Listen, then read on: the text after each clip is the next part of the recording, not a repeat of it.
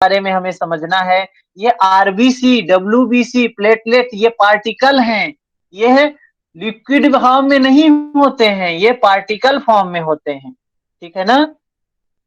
तो हमारे शरीर में प्लाज्मा और पार्टिकल दो चीजों से मिलकर हमारे ब्लड का निर्माण होता है। कार्पल्स को हम पार्टिकल बोलते हैं जो ठोस होते हैं, छोटे छोटे कण होते हैं जो ठोस होते हैं, वो पार्टिकल कहलाते हैं। और प्लाज्मा क्या है? जो लिक्विड फॉर्म में होता है, तरल होता है। प्लाज्मा हमारे ब्लड में 60% प्लाज्मा होता है और 40% पार्टिकल्स होते हैं जिनको कार्पल्स कहते हैं। तो प्लाज्मा और पार्टिकल ये दो चीजों से मिलकर ब्लड का निर्माण होता है। 60% पार्टिकल होता है, प्लाज्मा होता है, और 40% पार्टिकल होता है। अब यहाँ पे प्रश्न ऐसे आ सकता है कि ब्लड में किसकी संख्या ज्यादा है? प्लाज्मा की, आरबीसी की, कार्पल्स की या प्लेटलेट की? तो यहाँ पे आदमी फंस जाता है, सोचता है कि आरबीसी तो बहुत ज्यादा होते हैं, 50 लाख संख्या होती है आरबीसी की। लेकिन ब्लड में ज्यादा जो संख्या है प्लाज्मा की है, 60% होता है प्लाज्मा लिक्विड। अब उदाहरण के रूप में हम अगर समझें, हम लोग चाय बनाते हैं, चाय पीते हैं, तो सभी लोग चाय पीते हैं तो वो तो लिक्विड ही दिखता है। चाय हमको तो लिक्विड ही दिखाई देती है, लेकिन क्या वो सच में लिक्विड है? उसमें 60% लिक्विड रहता है, 70-80% लिक्विड रहता है, दूध रहता है, पानी रहता है, लेकिन उसमें 10-20% पार्टिकल्स भी रहते हैं। कौन कौन सी चीजें पार्टिकल के रूप में हम डालते हैं? सबसे पहले तो हम चीनी डालते हैं, शुगर ठोस होता है, पार्टिकल होता है। चाय पत्ती डालते हैं, वो भी ठोस होता है, पार्टिकल होता है। इलायची डालते हैं, काली मिर्च डालते हैं, ऐसे कितनी चीजें डालते हैं चाय में, वो सब क्या है? पार्टिकल हैं। और प्लाज्मा, प्लाज्मा लिक्विड फॉर्म होता है, उसमें पार्टिकल नहीं होते हैं। तो जैसे चाय में पार्टिकल और लिक्विड दोनों होता है, दूध और ठोस पदार्थ, तरल और ठोस दोनों होता है, ऐसे ही हमारे ब्लड में भी दोनों चीजें होती हैं। हमको दिखता तो है कि ये तरल है, जैसे चाय हमको दिखती है कि तरल पदार्थ है, लेकिन होता सच्चाई क्या होता है? उसमें पार्टिकल भी होते हैं। तो ये जो प्लाज्मा है ये लिक्विड फॉर्म में होता है, जिसकी मात्रा 60% होती है। और कार्पल्स जो है, जिनको पार्टिकल बोलते हैं, हिंदी में रुधिराणु बोलते हैं, इनकी संख्या 40% होती है। अब प्लाज्मा में कौन से दो प्रमुख तत्व पाए जाते हैं? प्लाज्मा में दो प्रमुख तत्व पाए जाते हैं। प्लाज्मा में फाइब्रिनोजेन और प्रोथ्रोम्बिन, फाइब्रिनोजेन और प्रोथ्रोम्बिन दो तत्व पाए जाते हैं, जिनके बारे में हमने लीवर में पढ़ा था। किसी को पता है क्या है ये? ये है ने एनडीआरएफ, इनको मैं बोला था, एनडीआरएफ है ये। ये जब कहीं डिजास्टर होता है, एक्सीडेंट होता है, खतरा होता है, तुरंत ये पहुंचते हैं। ये डॉक्टर्स हैं, तुरंत पहुंचते हैं, ट्रीटमेंट करते हैं, उस ब्लड को जमा देते हैं। इनका निर्माण कौन करता है? लीवर करता है। अभी किसी ने पूछा था कि ब्लड में लीवर का क्या काम है? तो ब्लड में लीवर का महत्वपूर्ण काम है। हाँ नीता जी, ब्लड क्लॉटिंग में जो है ये हेल्प करता है। ब्लड निर्माण में लीवर का महत्वपूर्ण काम है। कैसे है? ये दो तत्व, और यही दो तत्व तो 60% हैं। ब्लड के 60% भाग का निर्माण कौन करता है? लीवर करता है। तो सोचिए, लीवर हमारे शरीर का कितना महत्वपूर्ण अंग है। डाइजेस्टिव सिस्टम में मदद किया, क्या देकर? बाइल देकर, पित्त देकर। पाचन तंत्र में मदद किया। इसके बाद स्क्रेटरी सिस्टम में मदद किया। क्या मदद किया स्क्रेटरी सिस्टम में? उत्सर्जन तंत्र में। इसने यूरिया अमोनिया को, जो खतरनाक पदार्थ था, यूरिया में बदलकर मदद किया इसने। इसके बाद देखिए कहां पे, ये देख रहे हैं ब्लड। ब्लड तो सर्कुलेटरी सिस्टम से संबंधित है, रेस्पिरेटरी सिस्टम से संबंधित है, और ये ब्लड का ही निर्माण 60% भाग का निर्माण, जिसमें फाइब्रोनोजिन, फाइब्रिनोजेन और प्रोथ्रोम्बिन दोनों तत्वों का निर्माण करता है ये। अगर लीवर खराब हो जाता है तो ब्लड में भी दिक्कत आ जाती है, ब्लड के लिए भी खतरा हो गया, पाचन के लिए भी खतरा हो गया, उत्सर्जन के लिए भी खतरा हो गया। इसलिए कहते हैं लीवर का ध्यान रखो, लीवर डैमेज नहीं होना चाहिए। ठीक है, तो ये दो महत्वपूर्ण तत्व हैं, जो फाइब्रिनोजेन और प्रोथ्रोम्बिन, ये दोनों प्रोटीन के बने होते हैं। ये इसका निर्माण लीवर करता है, जिन्हें हम प्लाज्मा बोलते हैं। ये प्लाज्मा है, लिक्विड फॉर्म है। ठीक है, जो ब्लड की जांच होती है इन्हीं से होती है, इनको सीरम बोलते हैं। अब इसके बाद हम देखते हैं पार्टिकल्स को। तो 60% भाग को हमने देखा क्या है, प्लाज्मा है, और 40% भाग पार्टिकल हैं, जो ठोस हैं। वो इसी ब्लड में दौड़ते रहते हैं, वो पार्टिकल भी इसी ब्लड में दौड़ते रहते हैं। क्या है वो? एक है आरबीसी, एक है डब्ल्यूबीसी, एक है प्लेटलेट। आरबीसी क्या है? ये रेड कलर के होते हैं, रेड ब्लड सेल। हमारा जो ब्लड होता है, ब्लड में कितनी चीजें मिलती हैं? पहली तो प्लाज्मा है, दूसरी कार्पल है। अब प्लाज्मा 60% है, कार्पल 40% है। अब 40% में ये तीन भाग आ गया, RBC, WBC, platelet. RBC red colour का होता है, डब्ल्यूबीसी व्हाइट कलर का होता है, प्लेटलेट ये क्या है? ये प्लेटलेट, ये तीन चीजें होती हैं। इनके बारे में यहां हमें समझ लें क्या है, इनका टेक्निकल नाम क्या है, बायोलॉजिकल नाम क्या है। आरबीसी को बोलते हैं एरिथ्रोसाइट। ये प्रश्न आया भी है कि एरिथ्रोसाइट, आरबीसी का टेक्निकल नाम, बायोलॉजिकल नाम क्या है। तो इनको बोलते हैं एरिथ्रोसाइट, डब्ल्यूबीसी को बोलते हैं ल्यूकोसाइट, और प्लेटलेट्स को बोलते हैं थ्रम्बोसाइट। तो ये तीनों नाम याद होना चाहिए, erythrocyte, leukocyte, thrombocyte. RBC erythrocyte, WBC leukocyte, और प्लेटलेट थ्रम्बोसाइट। ये तीन चीज हैं, तीन इनका टेक्निकल नाम है। आरबीसी की संख्या कितनी होती है? हमारे पार्टिकल्स में, कार्पल्स में सबसे ज्यादा होते हैं आरबीसी, रेड ब्लड सेल। और ये रेड ब्लड सेल क्या करते हैं? ये ब्लड को रेड करने का काम करते हैं। और इसमें सबसे ज्यादा संख्या होती है हीमोग्लोबिन का। हीमोग्लोबिन की वजह से ब्लड लाल होता है, रेड होता है। तो आरबीसी की संख्या कितनी होती है? 50 लाख संख्या होती है।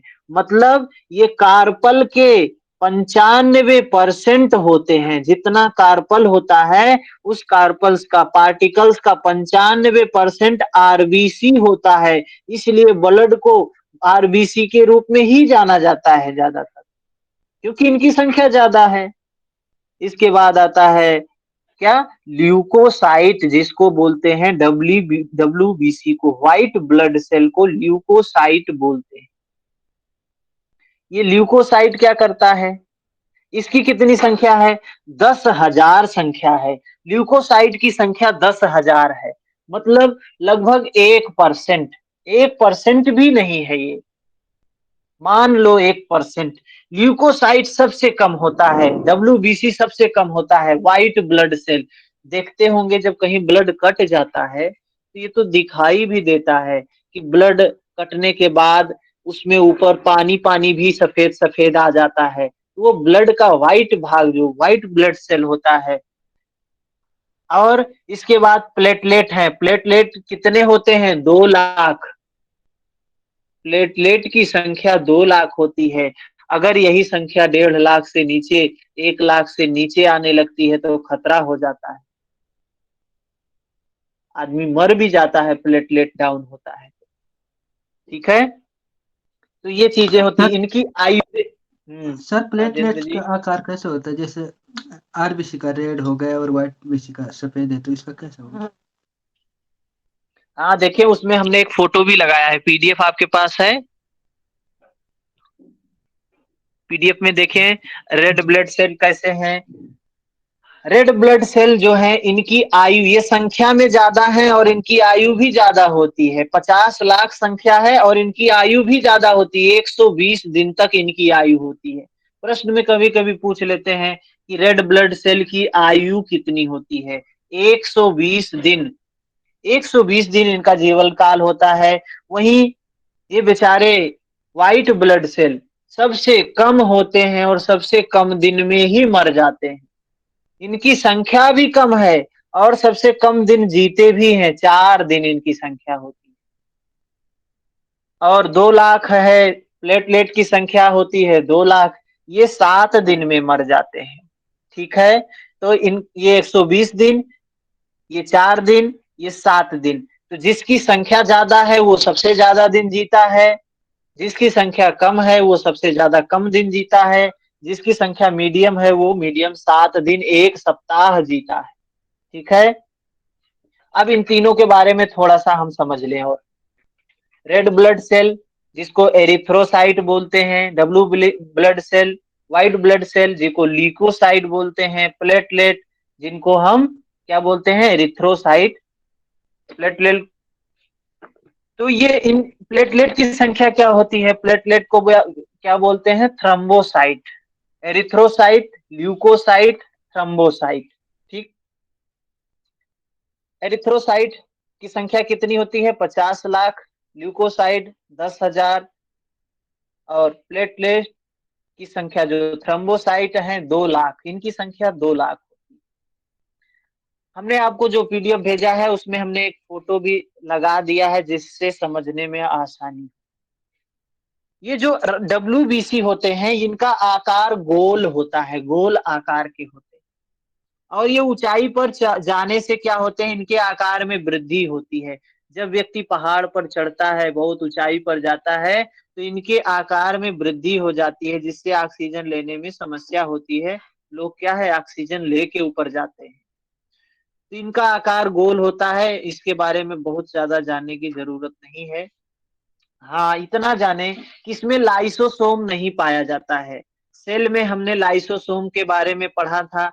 लाइसोसोम क्या काम करता है, लाइसोसोम पाचक है, वो पचाने का काम करता था। वो जो कोशिकाएं सड़ गई हैं, जो कोशिकाएं मर गई हैं, उनको क्या करता था, लाइसोसोम पचा देता था। लेकिन इस आरबीसी में लाइसोसोम पाया नहीं जाता है। तो जब आरबीसी में लाइसोसोम नहीं होगा तो इसमें जो कोशिका मरेगी, आखिर मरेगी है ये, क्योंकि 120 दिन ही इसका लाइफ है। तो 120 दिन बाद जब ये मर जाएगी तो ये कहाँ जाएगी, इसकी डेड बॉडी ब्लड में इसे घूमती रहेगी क्या, नहीं घूमती नहीं रहती है। जब ब्लड बैंक में, जैसे हमारे समाज में, अर्थव्यवस्था में फटी जो पुरानी नोटें होती हैं, फट जाती हैं, तो बैंक दौड़ती रहती है। बैंक क्या होता है, जब बैंक में जाता है, बैंक उसको अपने उस दूसरे विभाग में भेज देता है, उनका भी एक डिपार्टमेंट होता है। वो उन नोटों को क्या कर लेते हैं, ले लेते हैं, जला देते हैं, दूसरी निकाल देते हैं। ऐसे ही जब ये ब्लड बैंक में, अपने बैंक में जाता है, ब्लड बैंक कौन है, प्लीहा, स्प्लीन, जब वो ब्लड बैंक में अपने जाता है, वहां पे वो प्लीहा क्या करता है, उसको जो सड़ी हुई है, जो मर गई है, जो डैमेज है, उन सबको ले लेता है। इसीलिए इसमें लाइसोम सोम नहीं पाया जाता, इसलिए इसका प्लीहा को, स्प्लीन को कब्र भी बोला जाता है, ब्लड का या आरबीसी का कब्र होता है। ठीक है ना। इसके बाद क्या है, केंद्रक, महत्वपूर्ण चीज है, केंद्रक नहीं पाया जाता है। हमने सेल में पढ़ा था न्यूक्लियस, केंद्रक, केंद्रक का काम क्या होता है, पूरे सेल को मैनेज करने का, कंट्रोल करने का, ब्रेन है, सेल का ब्रेन होता है केंद्रक। लेकिन इस आरबीसी में तो होता ही नहीं है। आरबीसी में ये केंद्रक नहीं होता है, तो मतलब ये केंद्रक नहीं होता है, केंद्रक से ही डीएनए की जांच होती है, आरएनए की जांच होती है, मतलब इस आरबीसी से डीएनए की जांच नहीं की जा सकती है।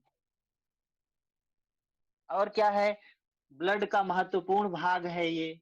ब्लड का 40% होता है पार्टिकल, और पार्टिकल का 95% लगभग क्या होता है, ये आरबीसी होता है, जिसको एरिथ्रोसाइट बोलते हैं। इस आरबीसी में क्या होता है, हीमोग्लोबिन होता है। हीमोग्लोबिन का काम क्या होता है, ये ऑक्सीजन को यही ऊपर लेके आता है, जाता है, आता है, जाता है, और इसी की वजह से ब्लड लाल होता है।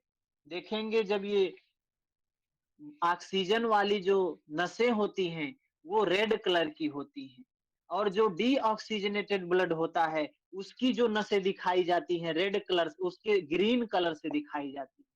मतलब ऑक्सीजनेटेड ब्लड जो होता है वो रेड होता है, जो डीऑक्सीजनेटेड ब्लड होता है वो ग्रीन होता है। ब्लू होता है सर कि ब्लू होता है? वही ब्लू, वही ब्लू ही है, समझ जाए, भावनाओं को समझे बस, शब्दों को नहीं पकड़ना है। अलग होता है रेड और ब्लू। ब्लू है या ग्रीन है, क्या है, ग्रीन तो नहीं होता है, ब्लू दिखाई भी देता है, हल्का हल्का दिखाई भी देता है किस तरीके से है।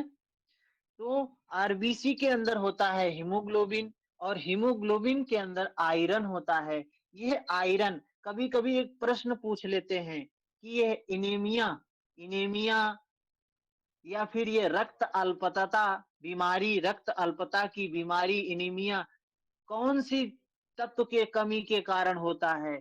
ऑप्शन में चाहे आयरन आ जाए, चाहे हीमोग्लोबिन आ जाए, चाहे आरबीसी आ जाए, चाहे ब्लड आ जाए, सब सही होगा। मतलब इन चारों में से कोई ऑप्शन हो, चाहे ब्लड, ब्लड की कमी से एनीमिया होता है, सही है। आरबीसी की कमी से एनीमिया होता है, वो भी सही है। हीमोग्लोबिन की कमी से एनीमिया होता है, वो भी सही है। आयरन की कमी से एनीमिया होता है, ये भी सही है। तो ये हमें इसको समझना है, क्योंकि ब्लड के अंदर आरबीसी, आरबीसी के अंदर हीमोग्लोबिन, हीमोग्लोबिन के अंदर आयरन होता है। आयरन फीमेल में 13 और मेल में 14 होता है। ठीक है, इसके बाद देख लेते हैं डब्ल्यूबीसी। डब्ल्यूबीसी क्या है, जिसको व्हाइट ब्लड सेल बोलते हैं। इसका टेक्निकल नाम है ल्यूकोसाइट, जिसकी संख्या होती है 10,000। इनका आकार कोई निश्चित नहीं होता है, पीडीएफ में आपको नीचे दिख रहा होगा, ये निश्चित आकार के नहीं है, अलग अलग आकार के होते हैं, लेकिन इसमें केंद्रक पाया जाता है, सर एक न्यूक्लियस क्वेश्चन पाया रहता जाता सर। है। राजेंद्र जी क्या कह रहे हैं।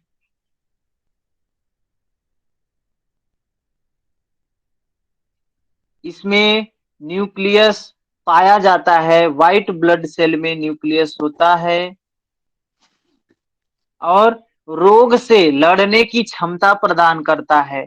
ये इम्यून जो सिस्टम होता है हमारा, प्रतिरोधक क्षमता होता है, ये व्हाइट ब्लड सेल के कारण होता है। व्हाइट ब्लड की संख्या, सेल की संख्या, दिन कितना होता है, 4 ही दिन जीता है, क्योंकि बहुत कम संख्या है। तो ये इसमें 3 चीजें, 6 पाई तो जाती हैं, 6 चीजें, लेकिन 3 ही महत्वपूर्ण है, हमारे समझने की बात है। एक है एंटीबॉडी, जो बीएसएफ का काम करती है। एंटीबॉडी जो होता है ये क्या करता है, ये रक्षा करता है, बीमारियों से रक्षा करता है। और अगर इसको कोई बीमारी दिख गई, कोई बाहर से बैक्टीरिया दिख गया